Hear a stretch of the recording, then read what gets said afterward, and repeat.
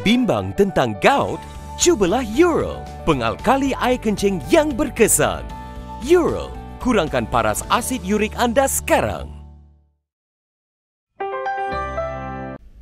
Assalamualaikum, anda sedang menonton Sekilas Fakta 15 Mac bersama saya Azrin Mazlan.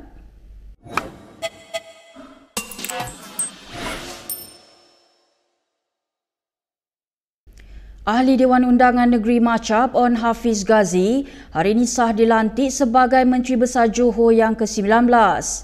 On Hafiz mengangkat sumpah selepas mendapat perkenan Sultan Johor, Sultan Ibrahim Sultan Iskandar di Istana Bukit Serin pada Selasa.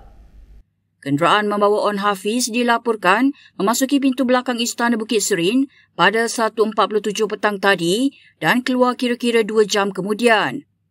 On yang berusia 43 tahun itu memenangi kerusi Machab dengan majoriti 6,543 undi pada pilihan raya negeri Sabtu lalu. Beliau merupakan cicit kepada pengasas UMNO On Jaafar yang juga bekas Menteri Besar ke-7. On juga merupakan cucu saudara kepada Perdana Menteri ketiga Hussein On. Beliau berkhidmat sebagai Exco Pelancongan dalam kerajaan negeri di bawah pimpinan Hasni Muhammad sebelum ini. UMNO dikatakan mengemukakan 3 nama untuk diperkenankan istana, iaitu Hasni sebagai penyandang, anggota Majlis Tertinggi UMNO Muhammad Puan Azhar Kashi dan juga On. Terdahulu UMNO dilihat seolah-olah menolak campur tangan kuasa lebih tinggi yang dikatakan mengganggu pelantikan kembali Hasni Muhammad sebagai Menteri Besar. Dipercayai 38 daripada 40 adun BN di Johor telah mengemukakan akuan bersumpah menyokong Hasni sebagai calon tunggal bagi jawatan itu. Portal Free Malaysia Today yang memetik sumber melaporkan SD itu diserahkan oleh pengerusi BN Ahmad Zaid Hamidi ke Istana Johor semalam.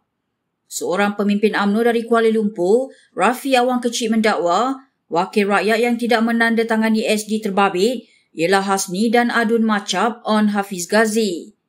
Meskipun mendapat sokongan majoriti, sumber berasingan memberitahu Malaysia kini bahawa Hasni telah menolak jawatan Menteri Besar selepas pencalonannya mendapat tentangan daripada kuasa lebih tinggi. Adun Bernard itu sebelum ini dijanjikan sebagai calon tunggal BN sebagai Menteri Besar. Bagaimanapun keadaan tiba-tiba bertukar semalam apabila Hasni mengeluarkan kenyataan meminta pucuk pimpinan parti melantik pemimpin muda untuk mengambil alih tampuk kepimpinan. Kenyataan itu dikeluarkan selepas pertemuan yang berlangsung di antara Sultan Johor dengan Ahmad Zahid. Sementara itu, veteran UMNO Syahril Samad memaklumkan dia tidak akan hadir di Perhimpunan Agung Tahunan parti itu yang akan berlangsung mulai Rabu. Ini kerana dia berasa malu dan kecewa dengan konflik pelantikan Menteri Besar Johor apabila Hasni tidak mendapat kembali jawatan itu. Menulis di Facebooknya, Syahril berkata, ura-ura bahawa Hasni akan digantikan menunjukkan UMNO Johor tidak mampu melakukan apa-apa walaupun memenangi PRN dengan penguasaan 2/3 dun. Bekas menteri itu turut menyifatkan UMNO Johor sebagai tidak sehebat mana. UMNO dan Barisan Nasional sebelum ini berjanji untuk menamakan Hasni yang juga adun Benut sebagai calon tunggal untuk diangkat menjadi Menteri Besar. Bagaimanapun sumber dalaman parti mengesahkan adun Machab On Hafiz Ghazi akan dilantik sebagai Menteri Besar. Dalam pada itu, Syahril memberitahu mengikut perancangan asal, dia akan berucap di Perhimpunan Agung nanti sebagai wakil UMNO Johor. Bagaimanapun katanya dengan rasa aib yang ditanggung itu, sudah tidak ada apa lagi yang mahu diucapkannya. Kita ke perkembangan berikutnya. Selepas beberapa ketika meninggalkan gelanggang politik, Rafizi Ramli mengumumkan akan bertanding jawatan timbalan Presiden PKR pada Mei ini. Naib Presiden PKR itu berkata, dia mengambil keputusan untuk kembali menyertai politik selepas kegagalan PH di 4 pilihan raya sebelum ini. Dalam kenyataan panjang lebarnya hari ini, bekas ahli Parlimen Pandan itu berkata, politik progresif pelbagai bangsa dalam bahaya jika PKR dan PH terus menjadi parti ketiga. Menurutnya sejak 2019, dia tidak bersetuju dengan kegilaan membentuk gabungan politik dengan sesiapa sahaja tanpa mengira sentimen rakyat demi mendapatkan kuasa. Bagaimanapun katanya pandangannya itu merupakan suara minoriti di kalangan kepimpinan PKR, apatah lagi di kalangan kepimpinan PH. Tambahnya, ketaksuban kepada strategi gabungan politik dan mencatur sokongan semakin menjauhkan PKR dan PH daripada rakyat. Untuk rekod pencalonan parti dijangka diadakan bulan depan, manakala pemilihan parti akan berlangsung pada Mei. Sekiranya Rafizi berjaya memenangi jawatan itu, dia bakal menggantikan Muhammad Azmin Ali yang dipecat susulan penglibatannya dalam langkah Sheraton pada 2020. Selepas keluar daripada PAS, Ahli Parlimen Kuala Nerus Khairuddin Aman Razali dipelawa agar meneruskan perjuangannya bersama UMNO. Pelawanan itu dibuat oleh Ahli Parlimen Ketiri Anwar Musa yang menyifatkan berita Khairuddin keluar daripada PAS sebagai tidak mengejutkan. Dalam satu hantarannya di Facebook, Anwar berkata telah diketahui umum bahawa Khairuddin disisihkan beberapa kali dalam partinya dan berdepan beberapa isu lain. Menteri Komunikasi dan Multimedia itu turut menyifatkan Khairuddin sebagai ahli parlimen yang kental semangatnya. Terdahulu, Khairuddin yang juga bekas Menteri Kabinet itu mengumumkan telah menghantar surat kepada Setiausaha Agung PAS, Taqiyuddin Hassan, untuk keluar daripada PAS.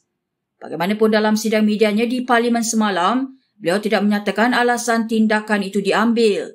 Khairuddin sebelum ini telah digugurkan daripada jawatan Setiausaha Majlis Syura Ulama PAS dan sering mengkritik pendekatan parti itu, termasuk ketika berkempen di PRN Johor.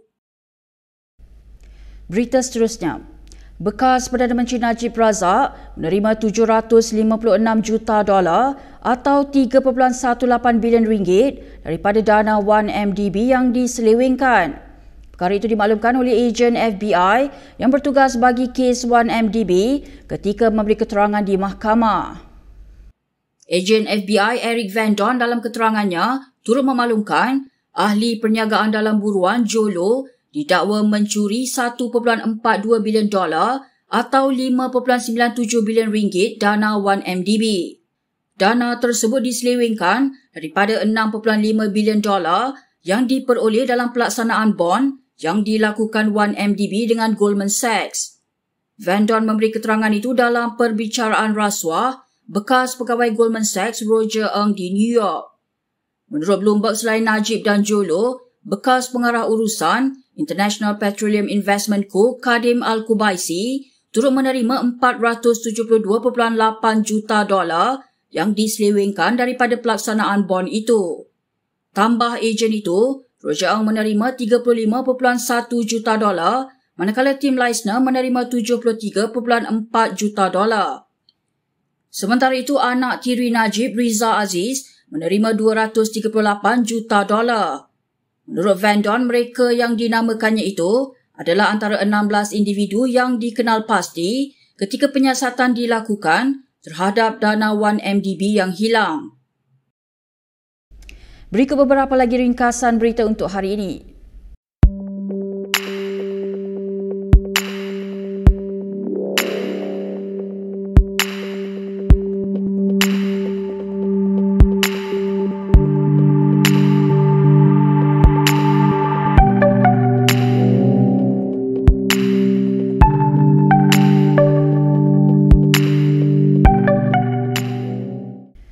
Sekian sahaja daripada saya, Azrin Mazlan, untuk Sekilas Fakta. Untuk lebih banyak berita, anda boleh melayari kinitv.com. Anda juga boleh mengikuti kami di Instagram, YouTube, Facebook dan Twitter. Salam hormat dan jumpa lagi.